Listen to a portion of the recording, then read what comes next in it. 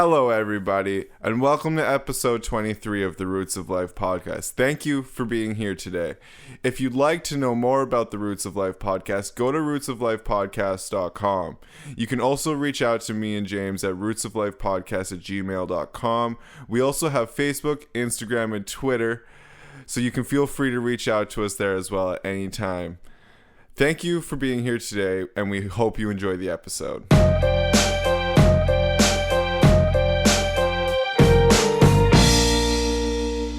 Hello, everybody, and welcome to episode 23 of the Roots of Life podcast. My name is Taylor. I am one half of the host on the Roots of Life podcast, joined by He Only Does Everything, James Fitzgerald. Hello, everybody. How are you today?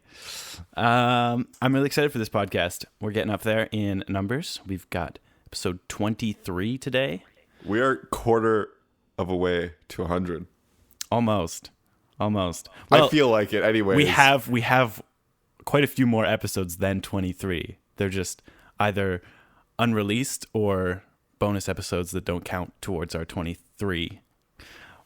But today we've decided that because we are so masterful in the podcasting genre at this point, at 23, every 23-year-old is basically... They're fully grown. They know everything. They're not going to learn anything else ever. So we've decided that we're going to tell everybody how to make a podcast. Because that's a bold statement. I know. I had trouble saying it all and not just laughing the whole way through. So we're going to tell you how to make a podcast, as it has been for us. And then some of the apps that we use now to keep ourselves going, to keep working, to keep everything kind of efficient and fluid. Now, I want to say quickly, we use certain apps that may be expensive and maybe not within everybody's means, and so we'll try and suggest some other ones that will do the job similarly, but for a cheaper cost. Yeah. It's sometimes a bit expensive for some of these things. Mm-hmm. So, first thing you need, a microphone. Tell them loud, Jimmy. You need some sort of microphone. Taylor is, of course, a lot better at explaining the types of microphones. There's dynamic, and what's the other one?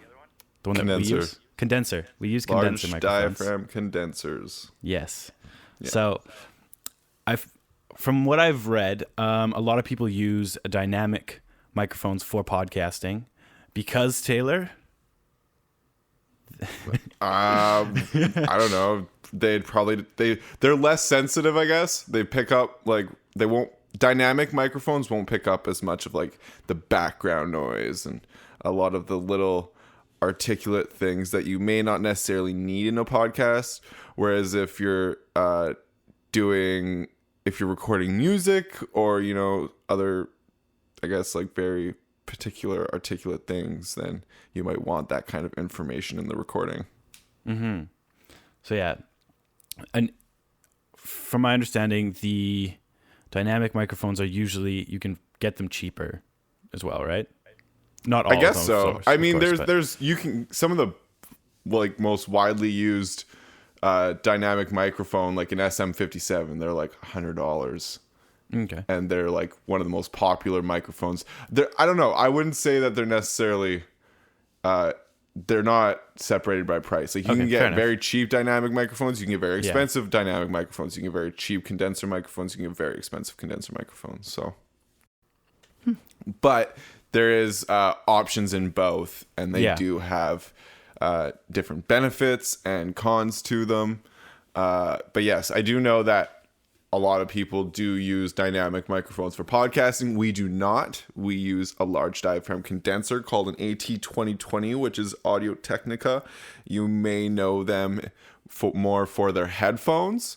They do make studio quality headphones, and you will see those in a lot of stores like Best Buy and Future Shop's not around anymore, and then also in I don't know what the stores are down in the States, but we have Long McQuaid and Tom Lee Music, which are your basic music stores, which have everything from guitars to recording gear to turntables to amps and speakers and bass and drum kits and sheet music and pianos and all that jazz. So, and to be honest, I think I started on the wrong spot, because to get that microphone to work, you're going to need a computer.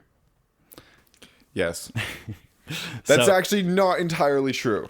That's correct. You can use a computer, which is if you're gonna use a computer, then you will also need an audio interface, which usually hooks up to your computer via USB or Thunderbolt, depending. Usually if it's a Thunderbolt, like, you're gonna be spending quite a bit more money.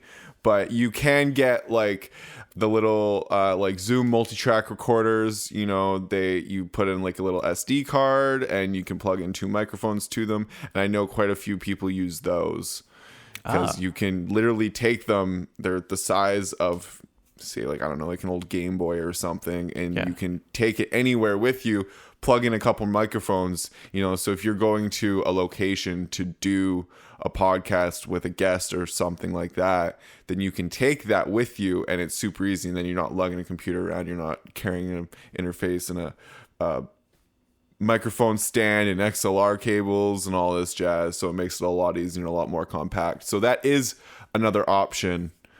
I actually like that idea, because there's a couple guests that I want to go see, and I was always thinking, like, man, I gotta lug so much stuff over there, but that'd be something cool that I would look into, actually. Yeah, I looked into it at a couple points, but again, there's the newer ones and there's older ones, and the new ones, I think I want to say they're even in like the $300 range for the Zoom ones. So, like, it really depends on how much you're wanting to invest into it, right? But so do those use USB microphones then? No, those use XLR microphones. XLR microphones as well? Yeah. They have TRS inputs, so you can plug in anything to them, really. Anything that has like, you could plug a guitar into them if you wanted, or anything like that. So, yeah. Okay. So yeah, there are differences for microphones with USB and the what do you call it? SLR cable?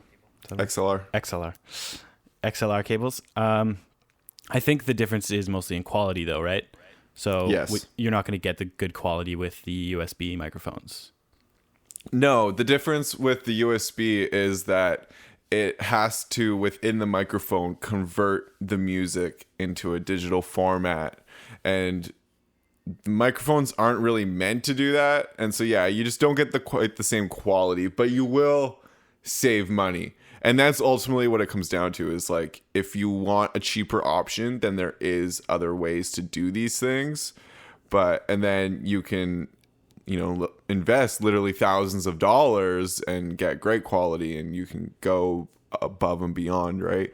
I think I would like to think that we kind of settled in a middle ground, because we didn't have thousands and thousands of dollars to dump into it, but we did find a middle ground where, we found a little bit of money here, and we could invest into that and do this and kind of get the podcast to a happy medium where it was like, cool, like, this sounds good.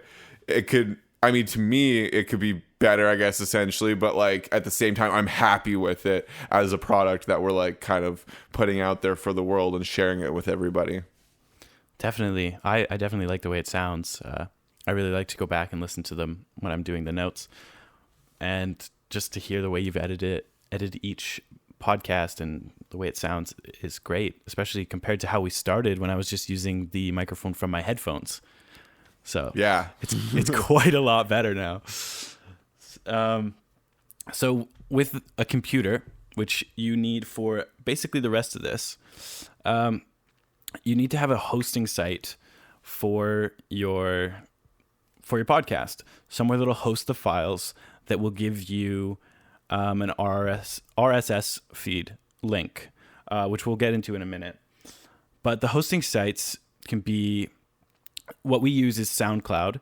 The problem with that, though, is that the amount of podcasts that we had recorded before we even released any was about 3 times more than you can upload onto SoundCloud within a month. So we pay a bit extra so that we have more space on SoundCloud, so we can upload. I think we might have the unlimited version. Yeah, there's 3 versions of SoundCloud. Yeah. There's the free version, which allows you to, I think, have 120 minutes of audio uploaded at any time. And so that, obviously 2 hours. So if you're recording music and, you're putting out 3-minute songs, like, cool, you can have close to, 40 songs up there, which is quite a bit. And then as you build your discography, you just take older ones down, I guess, right? Or you can upgrade as well. And I think the middle one is the pro one, which I want to say gives you 500 minutes. And then we have the unlimited one because, even the pro one, I think before we had released any Roots of Life podcast episodes, we had recorded 7 episodes. Mm-hmm. And so with being 40 to 65 minutes a piece, we were already over the pro. And so quickly realized that the only way to do it was to have the unlimited version of SoundCloud, which is a monthly subscription of $15. I think so. Yeah. Yeah. Yeah. I think so. There at least. Mm-hmm. There are a couple other options. I haven't really looked into them because obviously we have SoundCloud going for us, but you can go to archive.org. Just pulling it up now, and apparently that one is one of the better ones as well. Internet Archive is a non-profit library of millions of free books, movies, software, website, music, and more. So you can upload your own files here, and I believe it'll also give you an RSS feed. But I have not used it.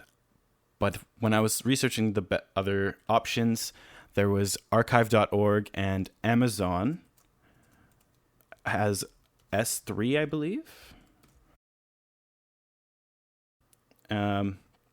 It's another cloud storage, basically. So there's a lot of them out there because I remember looking into them when we were getting the podcast started, and there's many of them out there, and they've all kind of changed, and they continue to change, it seems, because a lot of the blogs that I was reading from 2015 were like, oh yeah, like it costs this much, and this is now 2016, and all of the prices have changed, and this has changed, and this is updated, and so I quickly realized that there was a lot going on there. Another thing I would like to throw out there is that we have a website, rootsoflifepodcast.com. Feel free to check it out, which we created with WordPress, and if you pay for WordPress, you can host your podcast there on your own website as well, which we did not do, which I think realizing after that might have been an easier way to go.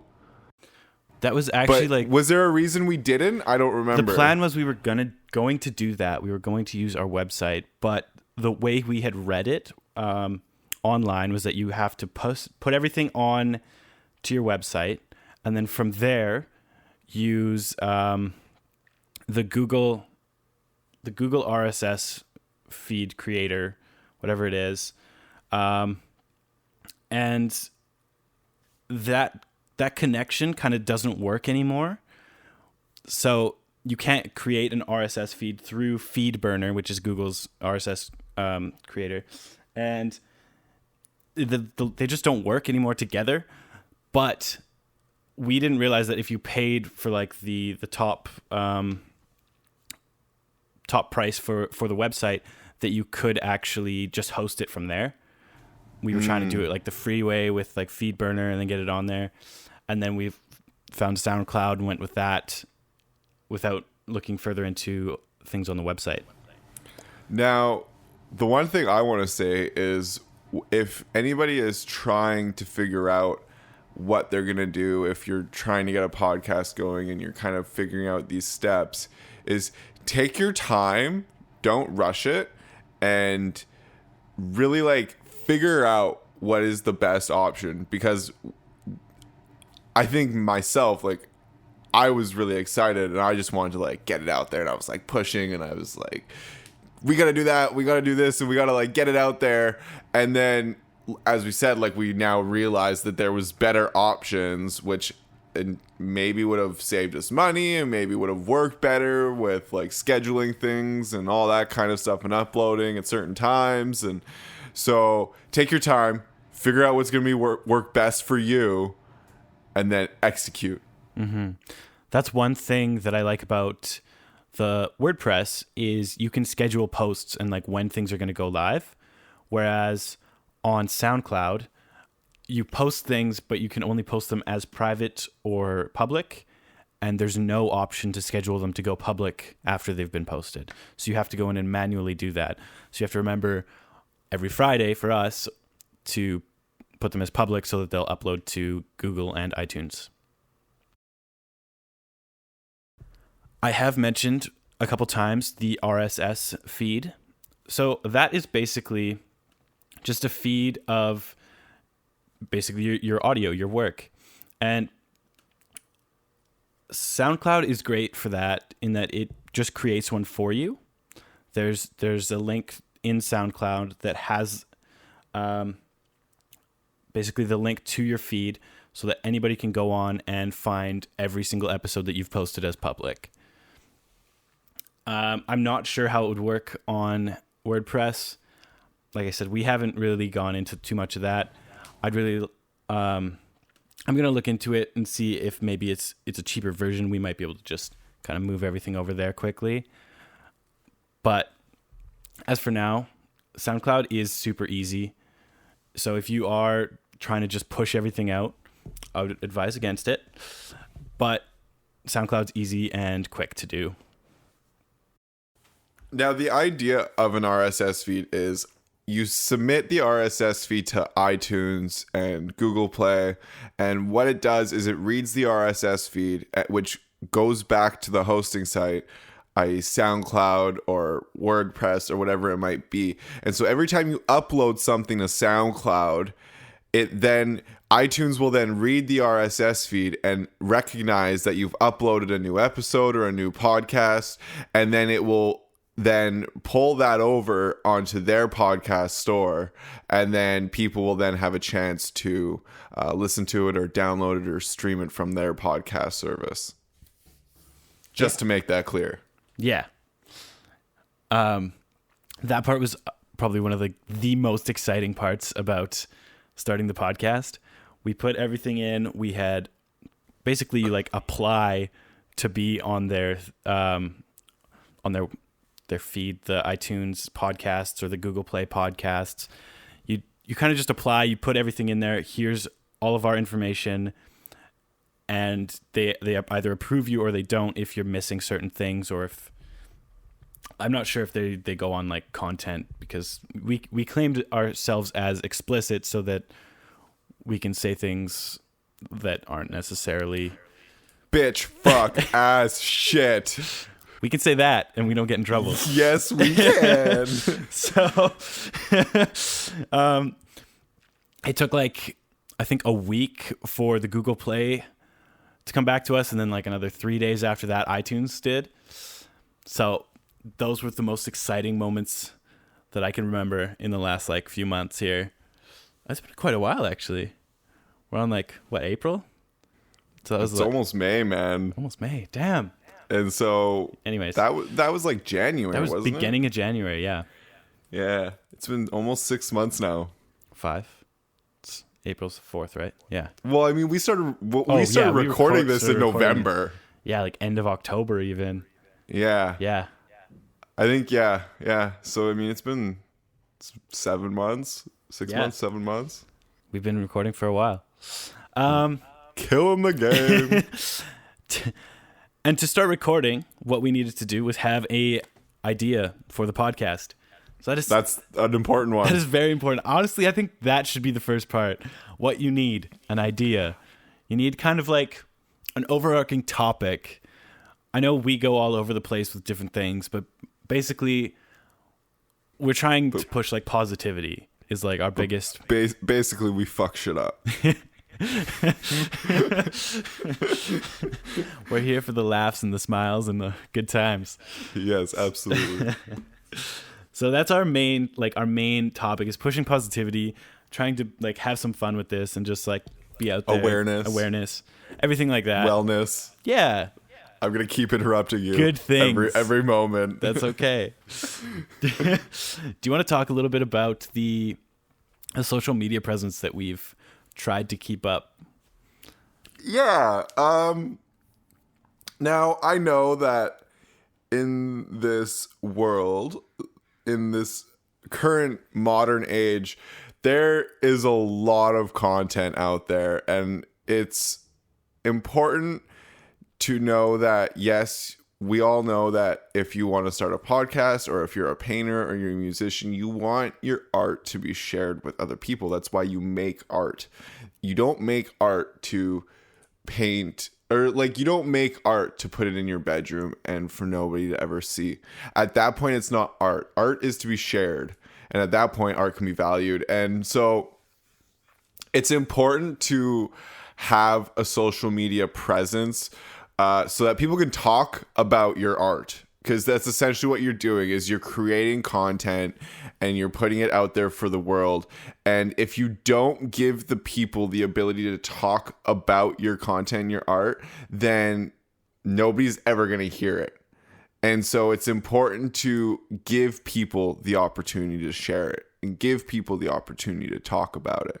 Because ultimately, like, if you just post a podcast up there and you do nothing to tell anybody about it, nobody's ever going to hear it, because there are so many well-known podcasts and so many well-known shows and entertainment and different kinds of entertainment that people are just going to go to those because they're well known, they're reputable, and people have talked about them, and it's that feeling of being comfortable within that. So people won't want to take a risk. You might get the odd person, but create social media handles. One of the most important things I think that you can do is, when you figure out a name for your podcast, like, before you tell anybody, like your friends or family or whatever, or coworkers or peers, you should go lock down the social media handles for those. So go to Twitter, go to Snapchat, go to Instagram, go to Facebook, and lock those handles down, or check to see if other people have those handles, because if they do, then you're kind of fucked. Like, you don't really have, you're going to be forwarding people, you're going to be trying to attract people to your podcast, but you're not going to have that cohesive glue there to say, like, because, like, we tell people, hey, like, if you want to find us, go to rootsoflifepodcast.com or go to Roots of Life Podcast, right? Because that makes it easy for people to find. And so when you have to start doing things like, I'm looking at my piano right now, so I'm gonna be like, well, I'm Yamaha official, like, it just gets that much more confusing. But when you can go to Twitter and type in Yamaha, like, you're gonna find the brand Yamaha, right? Like, it makes that easy. So come up with an idea for your podcast, come up with a name for your podcast, lock those names down, lock down a domain for your website, get a social media presence, give people the ability to talk about your show, give people the ability to share and tell their friends about you, so that people will hear your art and hear your content. I think it's also good to have that space where people can contact you as well, just in case, like, they have something to say about it. Be it good or bad, doesn't matter. It's just good to be available for other people, so that you're there and they see that you're actually, like, engaging in everyday life, and something that they can see that's not just each week this Enigma puts out this piece of art. I mean, if that's what you're going for, if you want to be an Enigma, do it. That'd be really cool. But otherwise, like, most people want to see that you're actually there doing things. I know there's a few, like, podcasts or even social media handles that you find that you're like, oh, cool, they just followed me. Oh, they haven't posted in like 6 months plus. Probably won't follow them or ever look at their stuff again because they haven't been around. So it's good to see that people are actually still out there doing things. People want to humanize with you. Yeah. They want to know that you're a person. They want to know that they want to know that they can do this too, which is essentially why we're sharing this with you today, is just to know, let you know that really anybody can do this. The only person not allowing you to do it is yourself. So if you want to create art, if you want to do anything, you have the ability to do so. You know, we were fortunate enough that we had each other to kind of bounce ideas off of and talk about things and develop it together. And, you know, maybe you just need to find someone else to help push you forward. Maybe you're going to listen to this and we're just giving you that little kick in the ass that you need to get your ass in gear. So, and if you have any questions about any of this, feel free to contact us. I mean, we're not professionals, like I stated earlier. We do our best. We do what we can. We're not like paid for any of this, which is basically my definition of professional at this point. So, but we will answer like anything any questions that you have if we can, and if we can't, we'll try and find the answer for you. Yeah, you think it's time for a quick break, and then we'll get on to some a little breaky apps break that we use to stay organized. Little breaky break. Break me off a piece of that. Kit Kat bar. Again, we don't get paid for this. Maybe you don't. Damn it. Nestle hit me up. I'm a sellout. Man, you'd think Nestle would hit me up. My uncle works for them. Maybe we should be reaching out to them. I should. All right. But yeah, so we'll come back. We'll talk a little bit more and go a little bit more in depth about some of the specific programs and apps we use to make the podcast work. Thank you, everybody, for joining us today, and we will be back momentarily.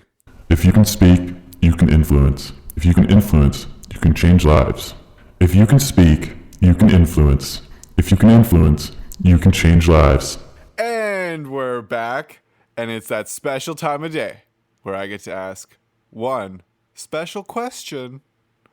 James, what tickles your fancy? That is a very personal question, and I'm slightly offended that you would even ask me.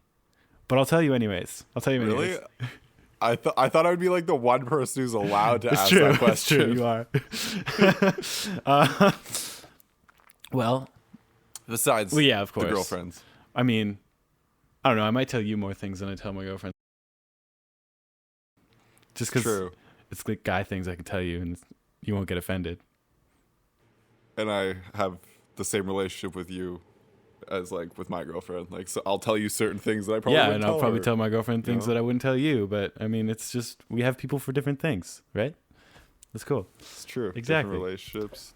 Anyways, my tickled fancy for the week is picking up my guitar after not playing it for probably a year, around there, and then actually remembering how to play a song.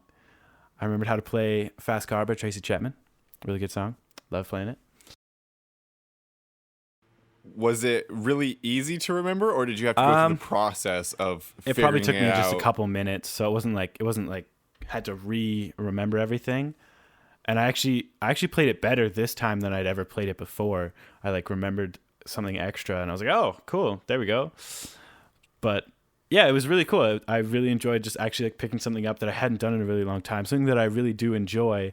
I've just kind of, I don't know, I've kind of just like avoided it because for me it was like something that I knew I had to work on, I guess. So I just like avoided it or something. Anyways, yeah. It's a practice. Taylor, what tickles your fancy? Well, I work at a school, and it's always nice knowing that you're giving back to people. So, I don't know. I like teaching, and so that's kind of my tickle fancy for the week. It's kind of, it's that the feeling you get when you help people is always like very rewarding. And so working at a school, like I'm not a teacher, it's not necessarily my job to teach, but a lot of the times you end up educating some of the students when they ask you questions or they have concerns or anything. And so it's always nice to be able to help and to give back when that time is, when it's necessary, I guess. So I always get a kick out of that. And I always have a deep appreciation for my teachers, everything from some of my mentors within the music business, and I have an appreciation for my teachers at the yoga studio and just everybody who's played like an important like educational role in my life. Like my grandpa was a big one, and so because I spent a lot of time with my grandparents, as I've said multiple times in the past. So yeah, I have an appreciation for teachers, and so I like to. It feels good to help and give back and educate other people as well. So that is my tickle fancy for the week. It. That's beautiful. It's like topic 2 on episode 23 of the Roots of Life podcast.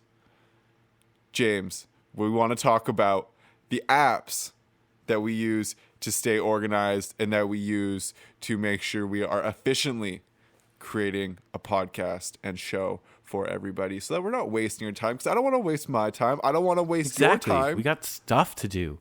We're busy people. A lot of stuff. All the things. Anyways, so one of those things that we do, especially because we are so far away, is we use Google Calendar. We can sync up everything that we need to have done for the month or the week or whatever, and it's on each of our calendars, so we know when it needs to be done and when we're able to do it. And I know we've talked about this before. You use Google Calendar on your phone as well as your laptop because it also syncs to your iPhone calendar. Yeah, it's super easy. You just go into, I don't know how easy it is to do on like a Windows platform, but on Apple, you just like sign into your email. And then it syncs up the calendar from that specific email. So if it's like a gmail.com, then it'll like pull over the calendar. And so it all just syncs up. And so I've got so many different calendars within my one calendar. Like I've got a studio schedule. I've got our timeline for the Roots of Life podcast. I've got birthdays, which is its own calendar, which is like I have on like an annual repeat, so like all my family members and stuff, just reminders so that I can remember to like reach out to people and just, you know, wish them well and everything like that. I've got one for appointments and just personal stuff and work days, so it's like all in there, and it's super easy just to integrate new ones as I get new ones, but obviously you don't want to like oversaturated or anything like that. But yeah, so I use it that way, which makes it really easy because it's all just in one place. It's the similar with like with Google Calendar. I have Android devices, so everything's always synced, and I only ever use Gmail as my mail service, so it's all there and ready to go. I've had a Hotmail since I was like I 5. still have one. The same one. I don't ever use it. It's if you want to, you can email me. I won't answer, but it's Jim's Too Cool 2004 because I was really cool back then. I would like to think that you're definitely. even cooler now. Definitely. Yeah. Another thing that we do is I run the Instagram page. Taylor usually runs the Twitter side of things, and then on and off we're on the Facebook. If you compare those two, you notice that James does a lot better job than I do at keeping up on the social media front. I just try and be out there.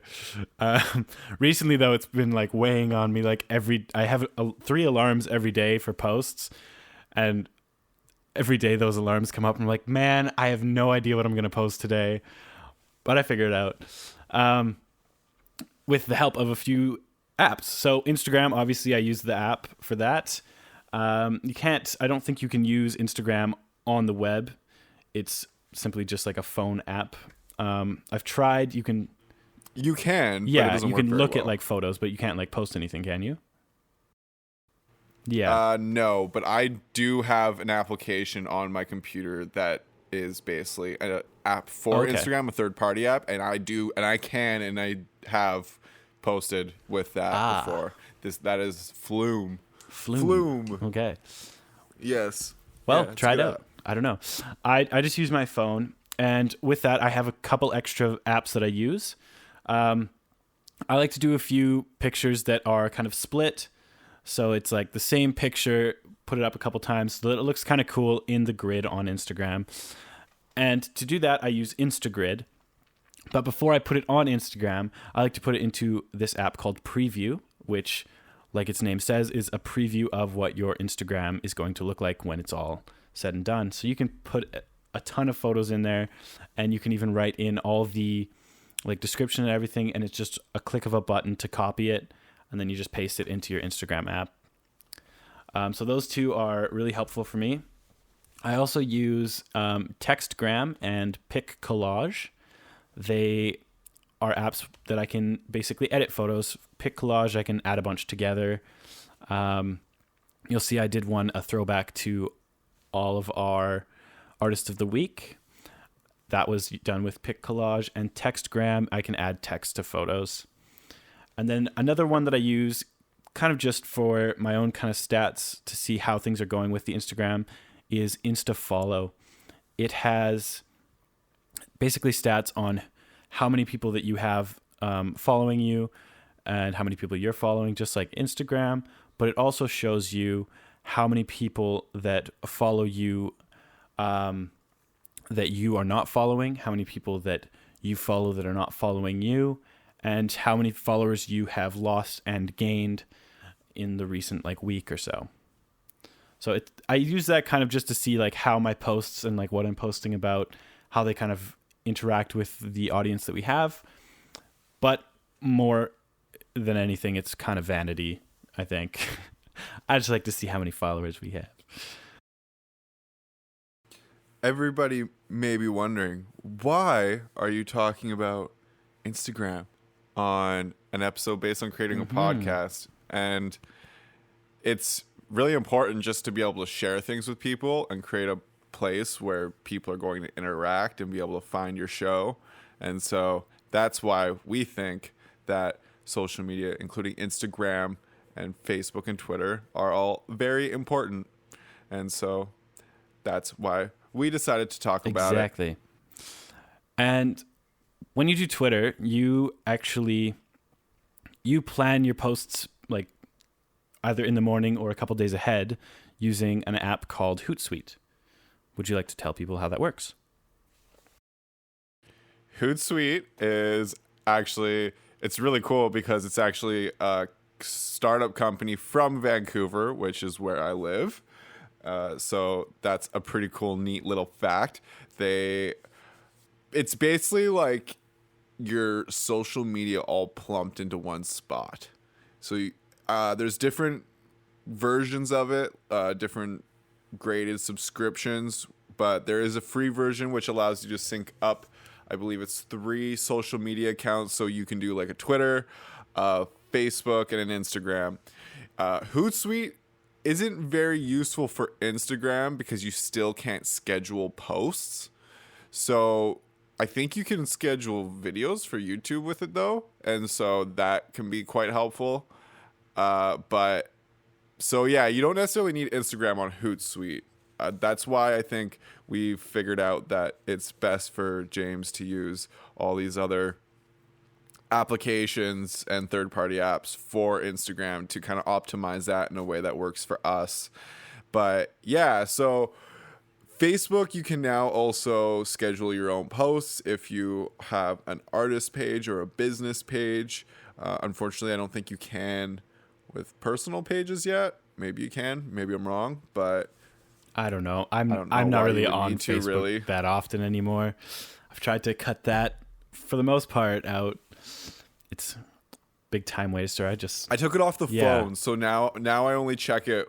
Like I have the Messenger app on my phone, so because I'm in a couple group chats with some friends of ours and the studio guys and everything. So I like to stay in to be able to stay in contact with those guys very easily.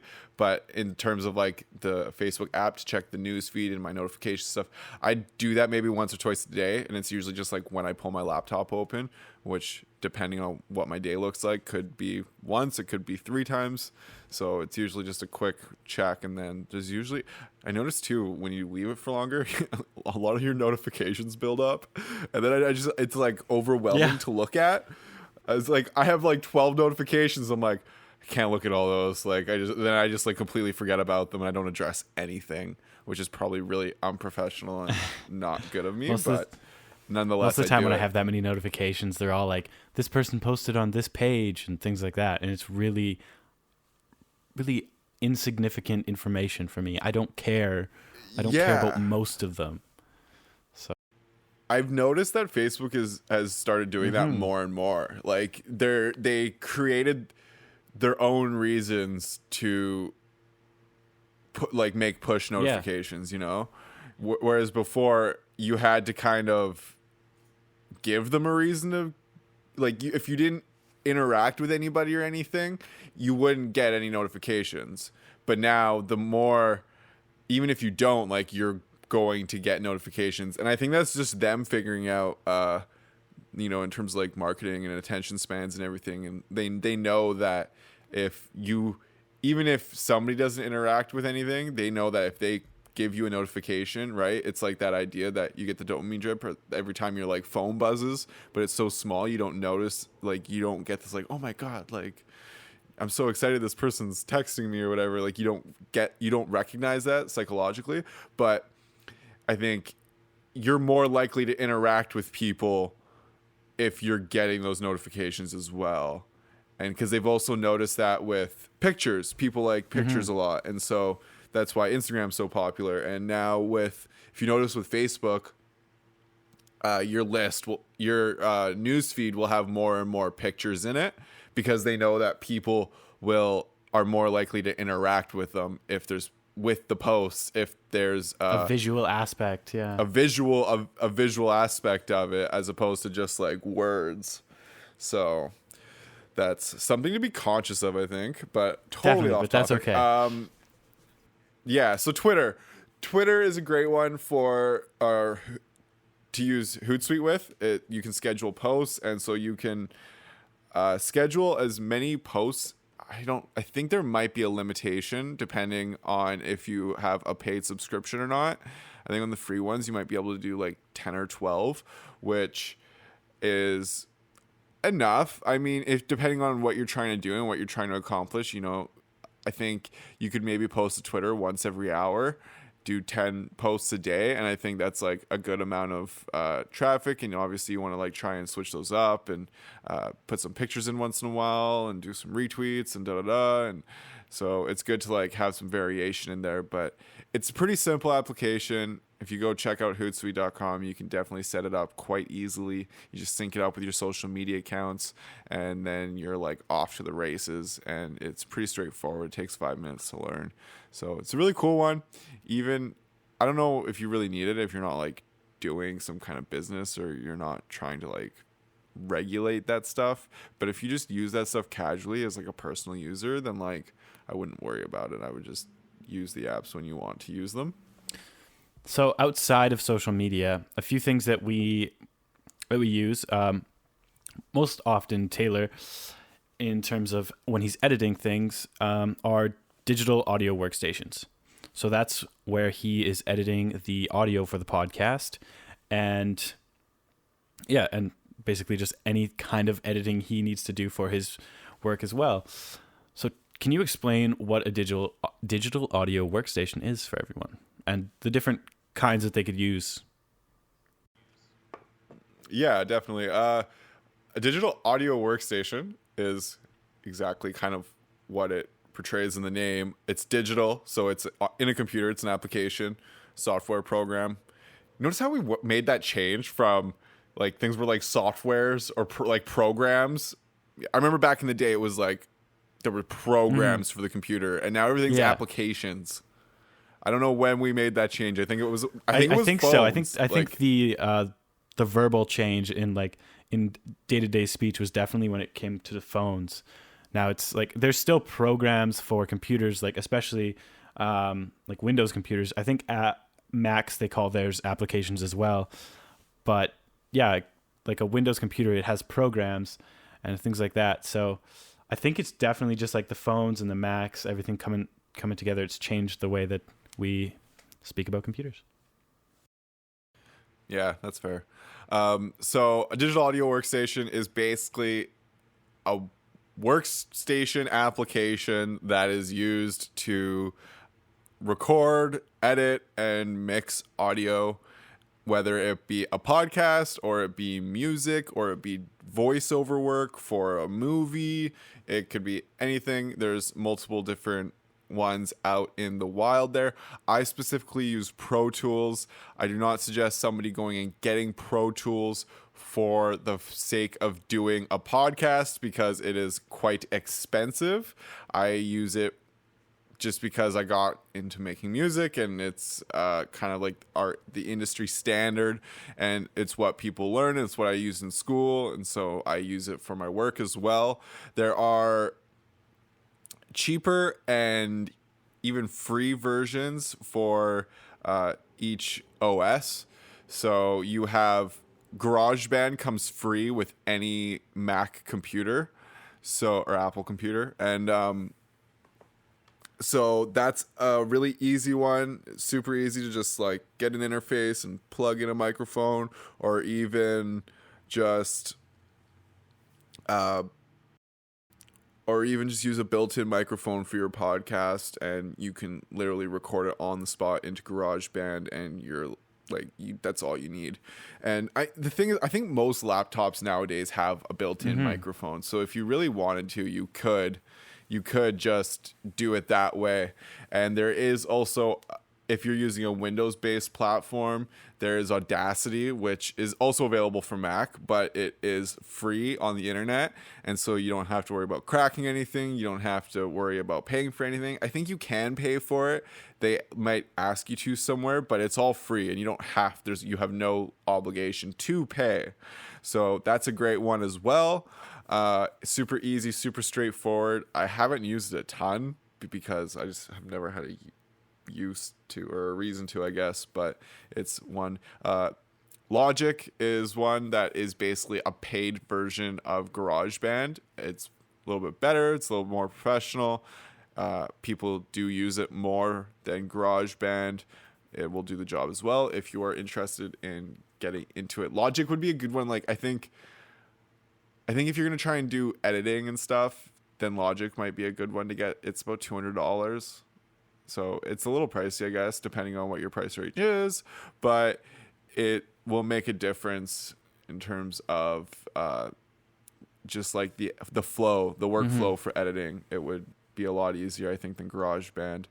So yeah, there's multiple ones. So yeah, I find it's a great way to kind of put everything in place and move things where you want, make things sound the way you want before putting your podcast up on the internet for everybody to hear, so you can make sure it sounds fantastic.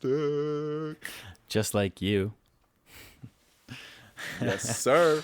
So you also put everything up on YouTube, and you have used iMovie before, which is the Apple version of a video editor that comes free with it. And Windows has, I think Windows Media Player is the one that plays, but then there's like Windows Movie Maker or something like that you can edit videos in. But you use something different, just because you found it was easier to edit with, or? Yeah, I use Premiere, which is an Adobe application. So if you're into Photoshop or anything like that, or Illustrator, the Premiere is one. I don't really do much editing. I think at one point I wanted to try and get into it, but I don't have any video stuff to really edit. But I've done some basic video editing, one camera stuff, so I've never had to really like flip shots or anything like that. It's more just like cutting stuff out that I don't want. But yeah, I use that, and even now it's super easy just to throw the audio in there after I've done with it in my DAW, quote unquote digital audio workstation, and then I just put in a still picture, and then I drag the picture out so that the picture stays there for the whole length that the audio is playing, and then you're able to export it out of there into a QuickTime movie format. I don't know if it's an MP4 or if it's just like what kind of format it's in, but I usually take it because Premiere will bounce it out at 720p, and which I find is just not necessary for what we do, because we just use a still graphic for the YouTube videos. And so I then take it from there and I open it in QuickTime, where I can then export it into a 480p format. And that just makes it so much easier to get it up onto YouTube and make it so much faster, because I don't need like an HD graphic that's going to sit there because nobody's going to look at it while they're listening to it. That's how I feel anyways. And so that's why I don't do know. that. I always stare at the static photo for the entire time just to see if it changes. Just that one time. Well, you're one in a million. I'm telling you that now. I'm kidding. So yeah, those are a couple options for video editors, because I think I've mentioned it before. It's important to have your stuff on YouTube. There's a big following on YouTube. People are watching more and more YouTube every day and watching less and less TV. So people are looking to other places for their entertainment needs. And so to take your podcast from an audio format to a video format and get a YouTube ready it's easy. There's like free ways to do it all over the place. And there's just a couple different applications. Figure out which one works for you, and then get it ready. So yeah, iMovie, Windows Media or Windows Movie Maker, and Adobe Premiere is available for Mac and Windows. So you have the options there. Yeah. Finally, the last piece or the last app that you use more than I do. I just downloaded it yesterday, actually. But the app that you use to basically keep track of your time and the amount of time that you've been working on different projects for the studio or for the podcast is Toggle. Can you explain how it works? Because I'm just looking at the screen now and I have not figured it out yet, but I'll get there.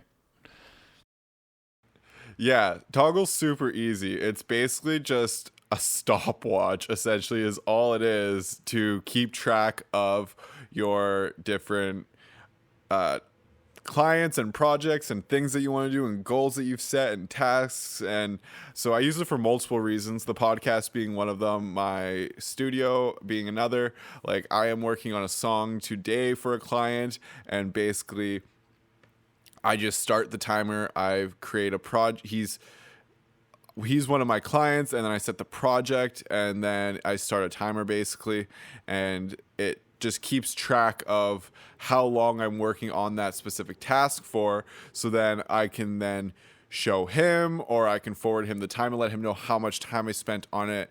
For me specifically, because I will get paid an hourly rate for this one specifically. Not always the case, but it is now. And so for the podcast as well, it's always just nice to have something to reference, like to have a goal and know how long I've been working on something for is really nice, just because we do spend hours and hours working on everything, between the recording of the podcast to the editing and getting it ready, and all the social media work that we do and communicating with everybody. So it's nice to be able to have a visual representation of that, set the goal, know what I was working on that day, and then I can kind of look at it and say to myself, well, I feel like I wasted a lot of time today, but like I spent 2 hours on the podcast today, but at least I got this, and this done. And then it just makes you feel better. It's like that setting goals and realizing how much you get done, right? Rather than not setting the goal and then sure you got stuff done, but it's just that, I don't know, it's easier to relate to or easier to understand when you've done it. You know what I mean? I don't know. So. Yeah, that makes sense. I always like to have like a certain amount of time allotted to something, and that, or at least know that I did allot that amount of time to something when I was working on it, so that I'm not just looking back and saying, oh, what did I do today? I know the amount of time that I spent and that it actually went to something useful. But yeah, so Toggle, without an E, TOGGL.com. Super easy. Projects, tasks, a timer, set it all up. There's a web-based version, there is a desktop version, and an mobile version. I find that the web-based version works the best. You may find different for yourself, as everybody has different needs. Again, it is one of those applications that has a free version. It has a paid subscription version as well. So depending on what your needs are, you may need something different. But I just use the free version, and I find it works great. Nice. Should we take a break now, or should we just go straight to topic 3? Let's take a break.